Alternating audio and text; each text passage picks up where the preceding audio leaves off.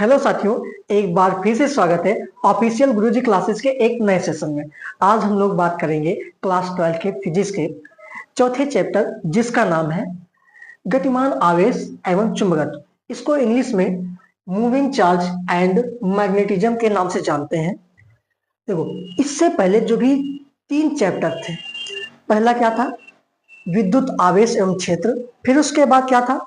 स्थिर वैद्युतिक विभव एवं संधारित्र। फिर तीसरा क्या था? विद्युत धारा था। पहले और दूसरे चैप्टर में आप लोगों ने रुके हुए आवेश के बारे में पढ़ा, यानी विरामावस्था के आवेश के बारे में पढ़ा है, और तीसरे चैप्टर में उसके गति के बारे में पढ़ा है।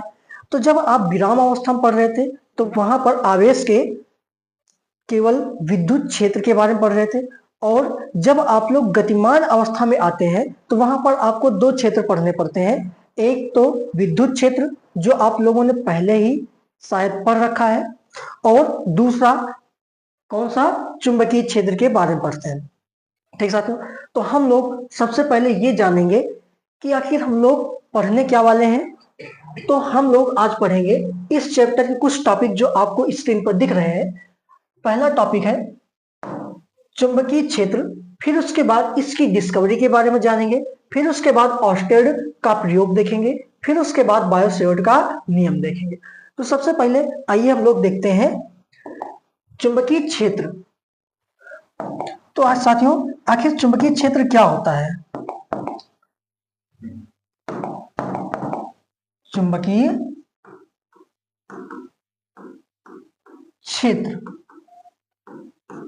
इसको इंग्लिश में क्या बोलते हैं? इसको इंग्लिश में बोलते हैं मैग्नेटिक फील्ड। ठीक है, तो देखो साथियों, विद्युत क्षेत्र क्या होता था? किसी आवेश के चारों ओर का वह एरिया जहां पर कोई दूसरा चार्ज किसी ना किसी बल का अनुभव करता था, तो उस चार्ज के चारों ओर का जो भी एरिया कहलाता था वो क्या कहलाता था? विद्युत क्षेत्र कहलाता था। उसी प्रकार से यहां पर किसकी बात की गई है? चुंबकीय क्षेत्र। तो यहां पे क्षेत्र किसका होगा? मैग्नेट का होगा, यानी चुंबक का होगा। तो चुंबकीय क्षेत्र क्या होता है? तो किसी मैग्नेट या चुंबक के चारों ओर का वह एरिया जिसके अंतर्गत कोई दूसरा चुंबक या लोहे की कील या फिर अन्य मेटल की जो भी वस्तुएं होती है उनको लाने पर किसी न किसी बल का अनुभव करे। अब जो भी मेटल वाले होंगे वो सिर्फ आकर्षण बल का अनुभव करेंगे, और जो भी हमारा चुंबक होगा वो आकर्षण और प्रतिकर्षण दोनों बलों का अनुभव करेगा। तो यानी जब ये बल का अनुभव करने लगे तो उसी एरिया को हम लोग बोलते हैं चुंबकीय क्षेत्र। क्या बोलते हैं साथियों? उसको चुंबकीय क्षेत्र बोलते हैं। तो आइए हम लोग इसको लिखते हैं। तो चुंबकीय क्षेत्र क्या होता है? किसी चुंबक के चारों ओर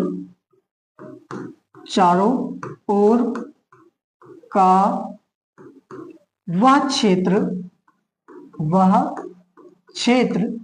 जिसके अंतर्गत कोई दूसरा चुंबक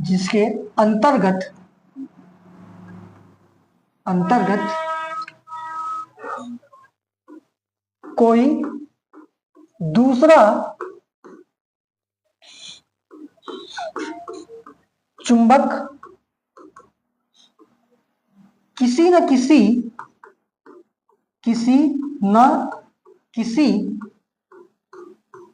बल का अनुभव करता है, तो उस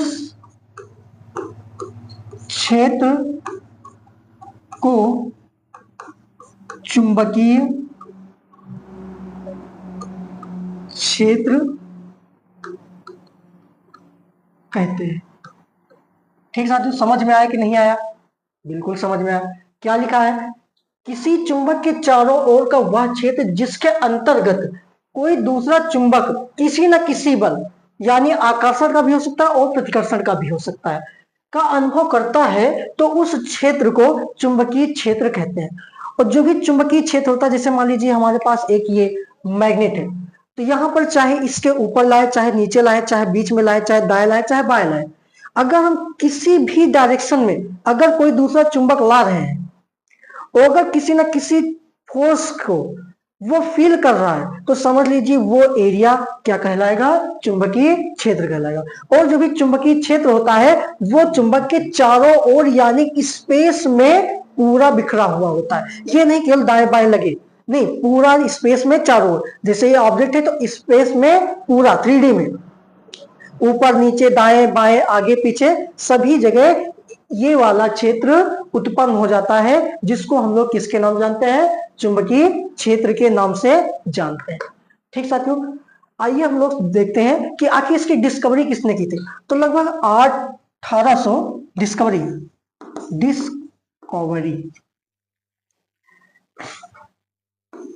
लगभग 1802 में एक महान साइंटिस्ट आए थे जिनका नाम था जैन डेमेनिको।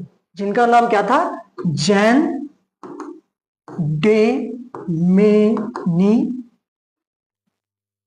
डेमेनिको। ये आए थे। इन्होंने बताया था चुंबकीय क्षेत्र के बारे में। इन्होंने क्या बताया था, चुंबकीय क्षेत्र। हाँ, इन्होंने चुंबकीय क्षेत्र किसके बारे में बताया था, इन्होंने चुंबकीय क्षेत्र किसी कंडक्टर में प्रवाहित धारा के कारण बताया था। किसके कारण बताया था, किसी कंडक्टर में प्रवाहित धारा के कारण जो भी फील्ड उत्पन्न होती है, उन्होंने इसके बारे में बताया था। किसने बताया था, जैन डेमेनिको ने बताया था। ठीक साथियों, कब बताया था, 1802 में बताया।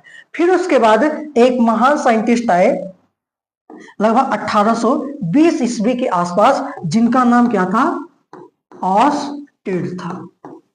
इन्होंने एक एक्सपेरिमेंट किया था। उन्होंने एक्सपेरिमेंट ये किया था कि एक कंडक्टर लिया था। जॉन डेमेनिको ने एक्सपेरिमेंट ऐसा किया था कि इन्होंने एक क्या लिया था, कंडक्टर लिया था जिसमें करंट फ्लो हो रही थी, और करंट जब फ्लो हो रही थे तो उसके पास उन्होंने एक चुंबकीय सुई रख दी।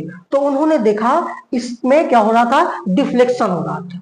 तो इन्होंने केवल इसकी इतनी बात बताई कि क्या है, कि इसके चारों ओर एक चुंबकीय क्षेत्र उत्पन्न हो रहा है जो इस सुई को क्या कर रहा है, डिफ्लेक्ट कर रहा है। ठीक, किसने बताया था, जैन डेमेनिको ने।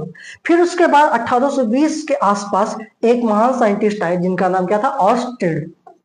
ठीक है साथियों, इन्होंने एक एक्सपेरिमेंट किया और एक्सपेरिमेंट के थ्रू इन्होंने इसकी डायरेक्शन की भी पता लगाई। उन्होंने डायरेक्शन में कैसे पता लगाया, उन्होंने एक परिपथ बनाया था। तो आइए हम लोग समझते हैं उस परिपथ को। ऑर्स्टेड का प्रयोग, देखो उन्होंने क्या किया था, एक परिपथ बनाया था जिसमें एक रेजिस्टेंस लगाया, एक कुंजी लगाई और एक हाई वोल्टेज बैटरी से कनेक्ट कर दिया इसको, और एक चुंबकीय सुई ले ली। और सुई कौन से, कंपास वाली सुई। कौन सुई, कंपास वाली सुई, जिसमें क्या होता है, एक नॉर्थ पोल होता है और एक साउथ पोल होता है। ठीक साथियों, और इसको एक हाई वोल्टेज बैटरी से जोड़ दिया। अब इन्होंने जब इस कुंजी को ऑन किया, और हाँ, जो भी इन्होंने ये कंपास की सुई रखी थी, वो जो भी वायर था, यानी जो भी वायर था तार का, जो भी तार था इसके पैरेलल रखी थी। यानी जैसे एक तार है ये वाला, और ये मान लीजिए एक ये नॉर्थ चुंबक है, ये इसका ये नॉर्थ पोल है और ये वाला साउथ पोल है। अब इन्होंने एक तार है, इसको ऐसे इसके पैरेलल रखा था। ठीक, ऐसे जैसे पैर नहीं ऐसे रख दिया, कैसे रखा, इसके पैरेलल रखा ऐसे। जब इन्होंने एक ये वाली कुंजी ऑन की तो उन्होंने देखा कि इसमें क्या हो रहा है, डिफ्लेक्शन हो रहा है। क्या हो रहा है साथियों, डिफ्लेक्शन हो रहा है। वो कुछ ऐसे इस प्रकार घूम गई। क्या हुई, वो कुछ इसके इस प्रकार वो घूम गई। अब उन्होंने देखा, अरे ये क्या हुआ। उन्होंने पता लगाया कि इसके चारों ओर कुछ ना कुछ जरूर हुआ होगा। तो उन्होंने बताया कि अच्छा, ये जो भी जॉन जैन डेमेनिको थे, जिसके बारे में बताया था चुंबकीय क्षेत्र के बारे में, ये वही चीज है। तो इन्होंने क्या बताया कि यानी कि हाँ, करंट जो भी चालक तार होते हैं उसके चारों ओर क्या डेवलप होता है, इलेक्ट्रिक मैग्नेटिक फील्ड डेवलप होती है। क्या डेवलप होती है साथियों? मैग्नेटिक फील्ड डेवलप होती है। इतनी बात समझ में नहीं साथियों? ठीक है। अब उन्होंने फिर उसके बाद इस वाले को बंद कर दिया, इस वाले कुंजी को क्या किया? बंद कर दिया। फिर दूसरा एक्सपेरिमेंट इन्होंने क्या किया? इसी में इस बैटरी की डायरेक्शन चेंज कर दी। क्या कर दी इन्होंने? बैटरी की डायरेक्शन चेंज कर दी। जैसे मान लीजिए पहले ये वाला था माइनस और ये वाला क्या था? प्लस। अब इन्होंने इसको क्या बना दिया? माइनस बना दिया, और इसको क्या बना दिया? प्लस बना दिया। यानी इन्होंने करंट की डायरेक्शन को क्या कर दिया? चेंज कर दिया। अब जैसे यहां पर ये वाला था, पहले क्या था? नॉर्थ पोल इधर था, साउथ पोल इधर था। जैसे मान लेते कंडीशन है तो वैसे ही दिख रही जैसे थी। अब इन्होंने बैटरी की डायरेक्शन क्या कर दी? चेंज कर दी। चेंज करने के बाद इन्होंने देखा कि जो भी यहाँ पे कंपास वाली सुई थी, चुंबक वाली, वो क्या कर गई? घूम कर गई, यानी घूम गई। और घूमने के बाद जहां पर साउथ पोल था वहां पर नॉर्थ पोल आ गया, और जहां पर नॉर्थ पोल था वो वहां पर क्या आ गया? एक साउथ पोल आ गया। आइए हम लोग इसको फिगर के माध्यम से समझते हैं। देखो, आपको यहां पर एक फिगर दिख रहा है। ये यहाँ पे कंपास की सुई है, और यहाँ पे एक बैटरी लगी हुई है, ये यहाँ पर, और यहाँ पे कुंजी लगी हुई है। जब इन्होंने इस कुंजी को अटैच किया, जब इन्होंने क्या किया? इस कुंजी को अटैच किया, यानी कि बंद कर दिया, तो इन्होंने देखा कि इसकी डायरेक्शन क्या हो रही है? बदल रही है। इसकी डायरेक्शन देखो, अब यहाँ पर जो भी सुई रखी है वो कैसे रखी है? इस तार के पैरेलल रखी गई। ठीक है। अब यहाँ पर देखते हैं कि जैसे ही मैंने कुंजी यहाँ पर लगाई, करंट प्रवाहित होने लगी, तो यहां पर क्या हो रहा है? इसमें डिफ्लेक्शन हो रहा है, इसमें डिफ्लेक्शन हो रहा है। और जो यहां पर था नॉर्थ पोल वो यहां पर आ गया, जो भी साउथ था वो कहां चला आया? वो यहां पर आ गया।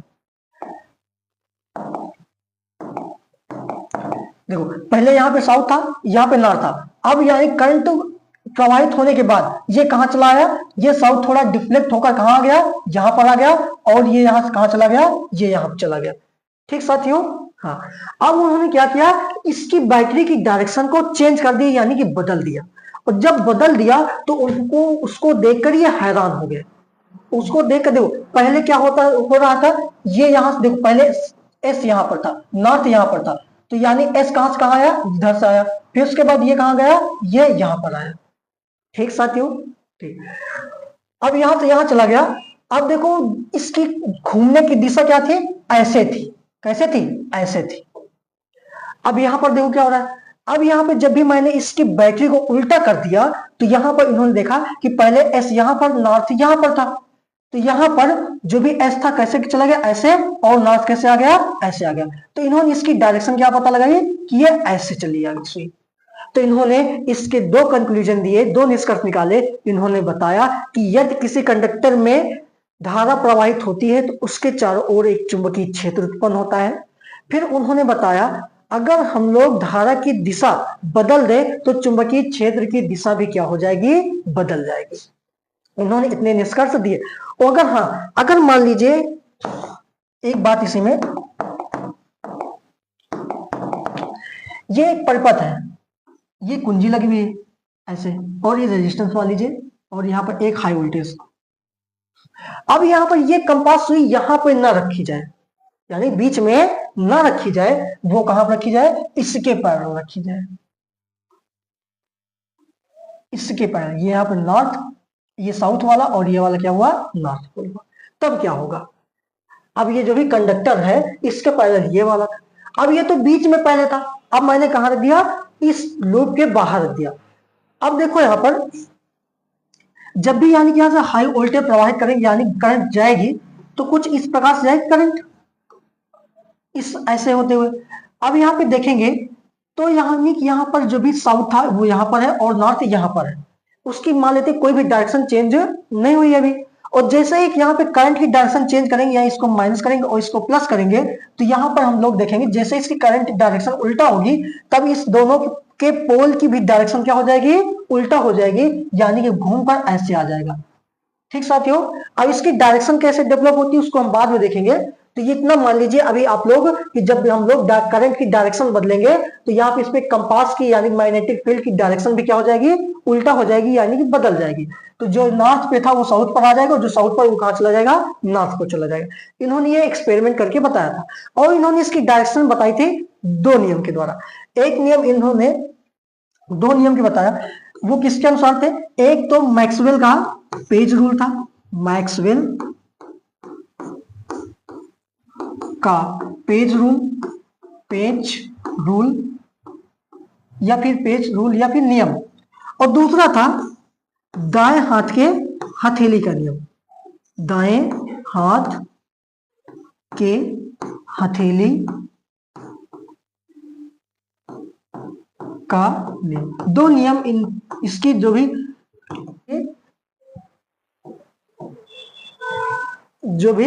इसकी डायरेक्शन थी मैग्नेटिक फील्ड की, उसको दो आधार पर इन्होंने बताया है। एक मैक्सवेल के पेज रूल के नियम के आधार पर और दूसरा दाएं हाथ के हथेली के नियम के आधार पर।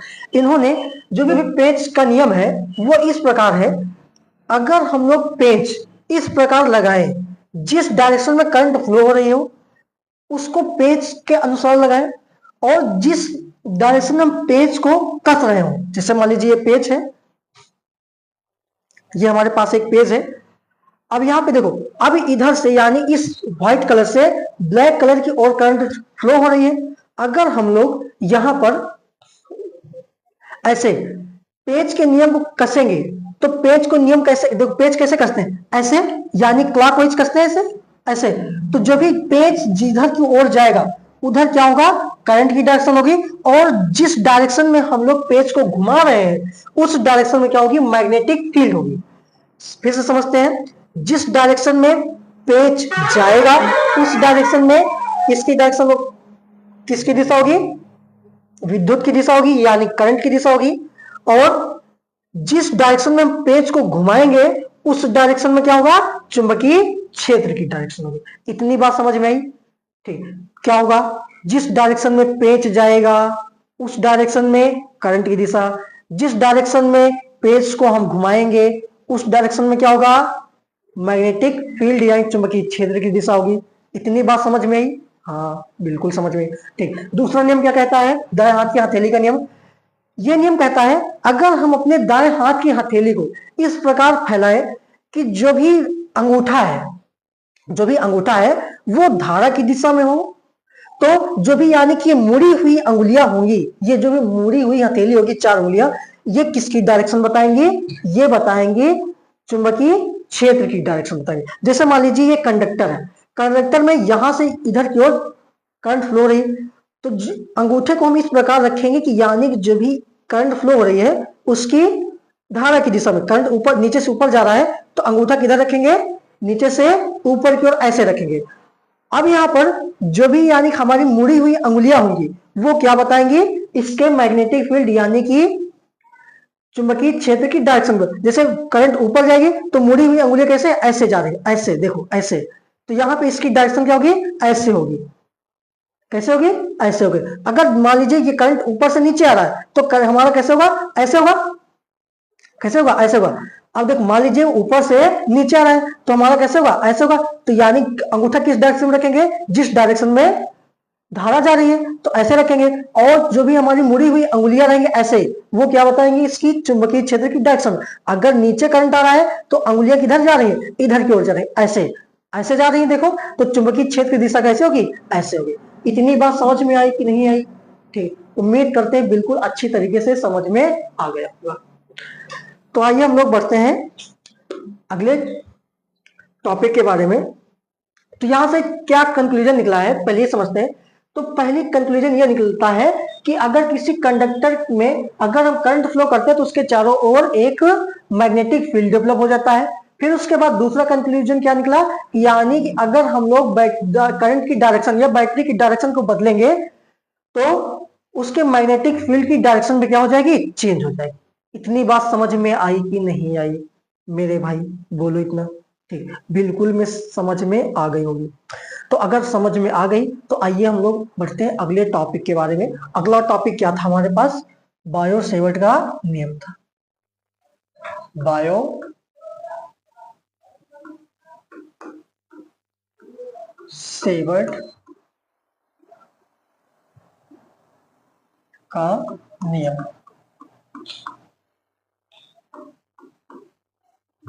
इंग्लिश में इसको बायोट सेवर्ट रूल बोलते हैं। Bio Savart rule. देखो साथियों, इन्होंने जो भी मैग्नेटिक फील्ड उत्पन्न हुई थी उसकी क्वांटिटी के बारे में बताया था, यानी कि विद्युत क्षेत्र की मात्रा के, जैसे इलेक्ट्रिक फील्ड की डेंसिटी होती है यानी इंटेंसिटी होती है, तीव्रता, उसी प्रकार से इन्होंने इसकी चुंबकीय क्षेत्र की तीव्रता के बारे में बताया था। इन्होंने बताया था कि जो भी चुंबकीय क्षेत्र की तीव्रता होती है किसी कंडक्टर में, तो उन्होंने एक कंडक्टर लिया था ऐसे कुछ, उसमें एक एलिमेंट लिया था कोई एक, इसका डीएल छोटा सा भाग डीएल, और इसमें इन्होंने आई करंट फ्लो करवाई, और इस कंडक्टर जो भी एलिमेंट लिया है, जो भी अवयव लिया था, इससे आर दूरी पर, कितनी दूरी पर? आर दूरी पर एक पॉइंट पी लिया था, जहां पर मैग्नेटिक फील्ड की इंटेंसिटी को फाइंड करना है। और यहां पर जो भी इस अवयव और जो भी यानी दूरी के बीच का एंगल बन रहा है, कितना लिया है? थीटा लिया है। और अब यहाँ पे जो भी करंट फ्लो होगा इसमें, ठीक, इसके कारण जो भी चुंबकीय क्षेत्र उत्पन्न होगा वो कैसे होगा? अगर करंट ऊपर की ओर जाएगी तो यहाँ पर कैसा आएगा हमारे पास? ये कुछ ऐसे डेवलप होगा, ऐसे, मतलब कि ऐसे, जैसे मान लीजिए ऊपर है, ये ऊपर की ओर करंट जा रही है, ठीक है, ऊपर की ओर, तो यानी मैग्नेटिक फील्ड कैसे आएगी? ऐसे आएगी। ठीक, तो उसी को हम दिखाना चाह रहे हैं, लेकिन यहाँ पे 2D है, इस वजह से हम इसको दिखा नहीं पा रहे हैं। तो जब भी इसकी फील्ड की डायरेक्शन हो कैसे होगी? ऐसे होगी। इस पॉइंट पे कितना क्षेत्र है, यानी कितनी क्वांटिटी है मैग्नेटिक फील्ड की, ये हमको बताना है। और ये किसने बताया था? बायो सेवर्ट ने बताया था। इन्होंने बताया था किसी कंडक्टर के द्वारा, किसी चालक तार के द्वारा किसी पॉइंट पर जो भी चुंबकीय क्षेत्र की तीव्रता होती है वो निम्नलिखित कुछ तथ्यों पर निर्भर करती है। तो कुछ तथ्य क्या है? कुछ तथ्य वो क्या है?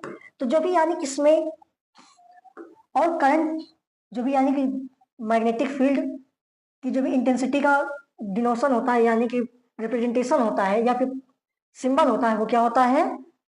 कैपिटल बी होता है। इन्होंने बताया जो भी विद्युत क्षेत्र की तीव्रता, वो चुंबकीय क्षेत्र की तीव्रता है, वो किस पर निर्भर करती है? तो उसमें प्रवाहित धारा के समानुपाती होती है, और उसके चालक की लंबाई, अब हम इतने के द्वारा देख रहे हैं, तो यहां पर जो भी होगा, ठीक है, जो भी एलिमेंट होगा उसकी लंबाई कितनी है? डीएल है। तो पूर्ण चालक की लंबाई के क्या होगा? समानुपाती होगा। डीएल के क्या होगा? समानुपाती होगा। और जो भी यहाँ पे डीएल और जो भी यानी उसकी दूरी सदिश के बीच का जो भी एंगल बन रहा है, देखो ये क्या है? दूरी सदिश है, और दूरी सदिश और इस डीएल के बीच जो भी एंगल बन रहा है, इसके साइन जाके क्या होगा? समानुपाती होगा, यानी साइन थीटा के क्या होगा? समानुपाती होगा। और एक और तथ्य बताया था उन्होंने, और क्या बताया कि जो भी यानी एलिमेंट और पॉइंट के बीच की दूरी है, इसके स्क्वायर यानी कि वर्ग के व्युत्क्रमानुपाती होगा। उन्होंने और क्या बताया कि जो भी यानी कि एलिमेंट और पॉइंट के बीच के डिस्टेंस है, ठीक है, उसके वर्ग के क्या होगा? व्युत्क्रमानुपाती होगा।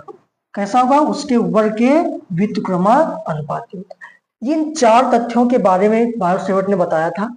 और इसको मान लीजिए, अगर मान लीजिए एक, इसको मान लीजिए दो, इसको मान लीजिए तीन, इसको मान लीजिए चार, इन चारों इक्वेशन को अगर मिला दें तो हमारे पास बनकर क्या आ जाएगा?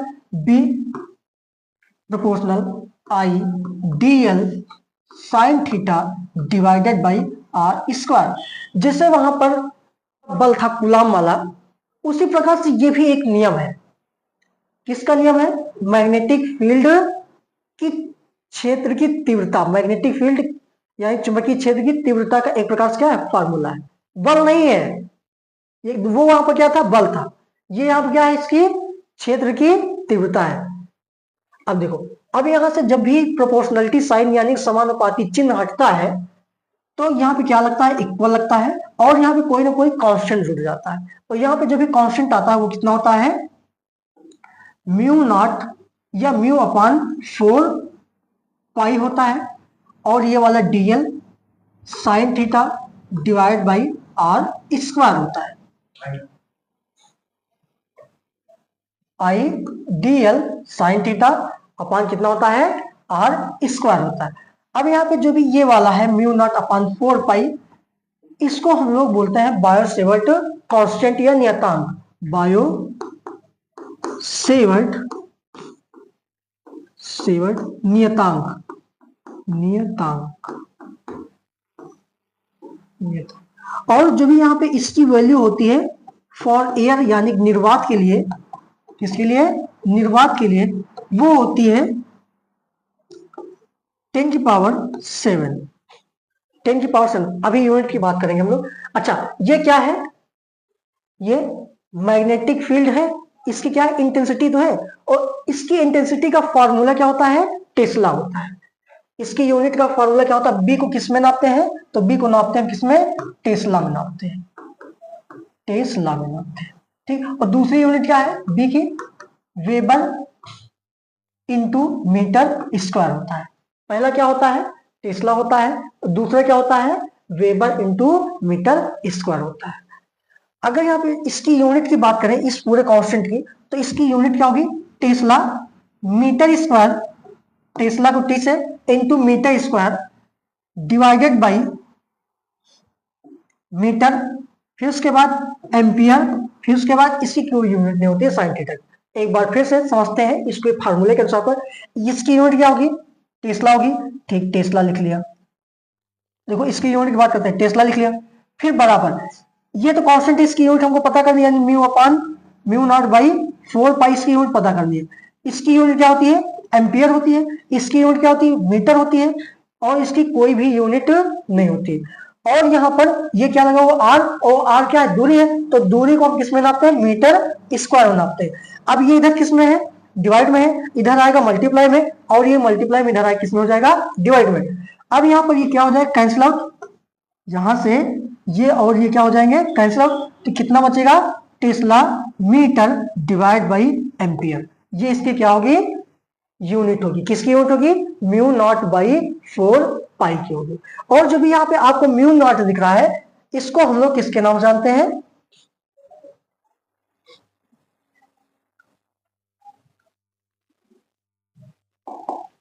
हाँ, जैसे वहां पर एप्सिलॉन नॉट होता था, एप्सिलॉन होता था, तो उसको हम किसके नाम से जानते थे, तो वहां पर हम इसको बोलते थे वैद्युतशीलता। उसी प्रकार से हम लोग इसको किसके नाम से जानते हैं, चुंबकीयशीलता या चुंबकशीलता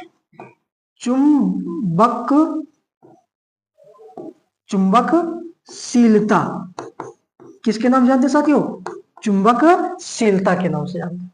ठीक साथियों, इतनी बात समझ में आई कि नहीं आई।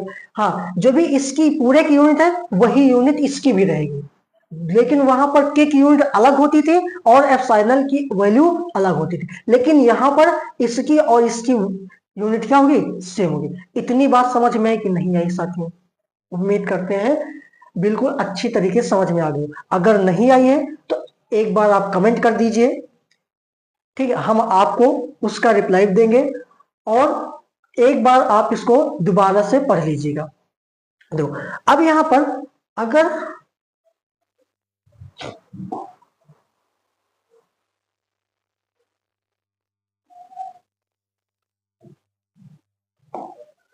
इसके वेक्टर फॉर्म की बात करें, इसके फॉर्म किस फॉर्म में, वेक्टर फॉर्म में, वेक्टर रूप में। तो वेक्टर रूप में कैसे लिखते हैं, देखो हमारे पास क्या था, एक कंडक्टर था, कंडक्टर में क्या था, एक छोटा सा एलिमेंट था जिसका नाम क्या था, डीएल था। अब इस कंडक्टर से आर दूरी पर क्या था, एक पॉइंट पी था, मैग्नेटिक फील्ड की तीव्रता ज्ञात करनी थी।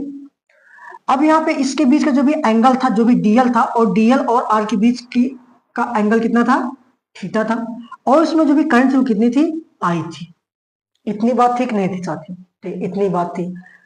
अब यहाँ पर ये जो भी एंगल बन रहा है किसके किसके बीच बन रहा है, इस आर यानी कि इसको हम लोग बोलते हैं दूरी सदिश। किसके नाम जानते हैं, दूरी सदिश। इस दूरी सदिश और डीएल के बीच जो भी एंगल बन रहा है, ठीक साथियों, ये किसके रूप में बन रहा है, साइन के रूप में बन रहा है। नियम में क्या किसके रूप में बन रहा है, साइन के लिए। तो फॉर्मूला हमारे पास क्या निकल कर आया था, b equal to mu naught 4 pi, नहीं mu naught by 4 pi I D L sine theta by R square. अगर हम लोग इसमें r और r से क्या कर दें, मल्टीप्लाई कर दें, r और r से अगर हम लोग मल्टीप्लाई कर दें तो हमारे पास क्या आ जाएगा, b equal to mu naught upon 4 pi, और यहाँ कितना है i डी एल और r, डी एल और इंटू आर साइन थीटा। नहीं लिख सकते इसको हम, क्या मैं r से मल्टीप्लाई करने के बाद ये नहीं लिख सकता, बिल्कुल लिख सकता हूँ, और नीचे क्या लिख सकता हूँ, r क्यूब लिख सकता हूँ। देखो यहाँ पे मैंने बताया किसके किसके बीच बन रहा था, ये बन रहा था। अब देखो करंट की डायरेक्शन कैसी है, ऐसे है, करंट की डायरेक्शन कैसे है, ऐसे, और इसके मैग्नेटिक फील्ड डायरेक्शन कैसे है, ऐसे, इसके चारों ओर, इसके चारों ओर है, ठीक। अब यहां पर और किन्हीं दो वेक्टर, और इसको क्या माने हैं, दूरी सदिश। इसको मान लीजिए क्या, एक अवयव सदिश है, ये क्या है हमारे पास, अवयव सदिश है, और ये क्या है हमारे पास, दूरी सदिश है। इन दोनों का क्रॉस प्रोडक्ट क्या देता है, एक कौन सी राशि देगी, अगर किन्हीं दो सदिशों के बीच का क्रॉस प्रोडक्ट क्या देता है, एक सदिश राशि देती है। अगर आपके पास क्या है, एक दूरी सदिश है और एक अवयव सदिश है, इन दोनों का क्रॉस प्रोडक्ट क्या देगा आपको, एक क्या देगा, एक सदिश क्वांटिटी देगा या एक सदिश मान देगा। तो यहां पर ये मान क्या होगा, v वेक्टर होगा। अगर इसको हम लोग चेंज करेंगे तो म्यू नॉट अपॉन 4 पाई आई। अच्छा, अब यहाँ पे dl और r साइन थीटा है। जैसे मान लीजिए a क्रॉस b ये होता है, तो a वेक्टर और क्रॉस b वेक्टर अगर हम लोग लिखते हैं तो किस हिसाब से लिखते हैं, a into B sine theta, ये तो लिखते हैं, ये तो हम लिखते हैं, यानी a क्रॉस b बराबर कितना होता है, a into B into sine theta. अब यहाँ क्या लिखा हुआ है, a इंटू बी और ये साइन थीटा, तो ये किसके बराबर होगा, ये a क्रॉस b के होगा नहीं होगा, यानी कि dl क्रॉस r क्रॉस कितना होगा, dl क्रॉस r होगा। तो यानी इसको हम लोग क्या लिखते हैं, ब्रैकेट में r vector into dl vector, क्या लिख सकते हैं इसको हम, r vector into dl vector, और नीचे कितना आ जाएगा, r क्यूब आ जाएगा। ये हुआ इसका क्या चीज है, वेक्टर फॉर्म हुआ। इतनी बात समझ में आई कि नहीं आई, बोलो साथियों, इतनी बात समझ में आई कि नहीं आई। ये वेक्टर रूप में कैसे चेंज हुआ, देखो जैसे हम लोग वेक्टर को ऐसे लिखते हैं क्रॉस प्रोडक्ट में, ए बी साइन थीटा। अब यहाँ पे देखो ए बी साइन थीटा तो है, तो यानी इसकी जगह हम क्या रखेंगे, ए क्रॉस बी रखेंगे, यानी कि ए क्या है, डीएल है, तो डीएल रख दिया, और बी क्या है, ये है, तो ये रख दिया। अब यहाँ मैंने इसको पहले रख दिया, इसको बाद में रख दिया, बाकी अपने हिसाब से समझ लेना, ठीक सर। इतनी बात समझ में आई। तो यानी कि यहाँ से ये लगता है कि ये जो भी यानी कि यहाँ प्रोडक्ट आया है क्रॉस प्रोडक्ट, वो इसकी मैग्नेटिक फील्ड की जो भी डायरेक्शन होगी वो कैसे होगी, इन दोनों क्रॉस प्रोडक्ट की डायरेक्शन के दिशा में होगी। तो साथियों ये था पूरा आज का वीडियो, जिसमें हम लोगों ने चुंबकीय क्षेत्र, ऑस्टेट का प्रयोग और बायोसेवर्ट और उसकी डिस्कवरी के बारे में जाना है। आने वाले अगले वीडियो में हम लोग इसके और डीपली क्वेश्चन करेंगे, और इसमें और बेसिक कुछ बातें होंगी जिसको हम लोग जानने की कोशिश करेंगे, और इसके अगले आने वाले टॉपिक के बारे में भी बात करेंगे। तब तक के लिए जय हिंद, जय भारत, मिलते हैं अगली वीडियो में।